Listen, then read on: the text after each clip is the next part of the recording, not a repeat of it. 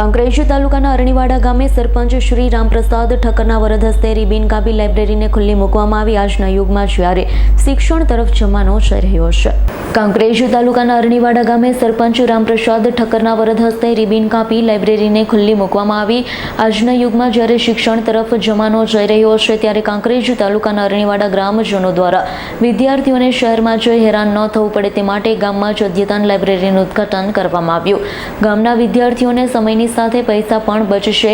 શહેરની અંદર મોટી લાઇબ્રેરીઓ છે, જેને લઈ શહેરમાં યુવાધન સરકારી નોકરી તરફ આગળ વધી રહ્યો છે।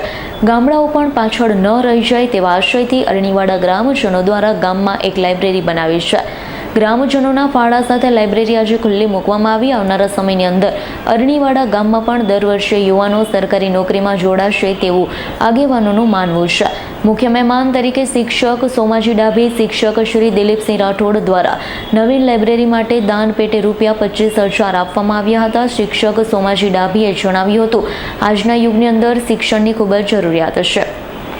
સરપંચ દ્વારા ઉમદા કાર્ય છે, જેનો લાભ ગામના તમામ યુવાનોને મળશે। આવનારા સમયમાં ગામમાંથી પણ અનેક યુવાન સરકારી અધિકારી બનશે તેવી શુભેચ્છાઓ પાઠવી હતી। આજના કાર્યક્રમમાં સભ્ય તેમજ ગામના આગેવાન, યુવાનો, વિદ્યાર્થીઓ મોટી સંખ્યામાં ઉપસ્થિત રહ્યા હતા। કરશનસિંહ સોલંકીનો રિપોર્ટ, S9 ન્યૂઝ, કાંકરેજ। અમારી તમામ માહિતીથી અપડેટ રહેવા માટે જોડાયેલા રહો S9 ન્યૂઝ સાથે।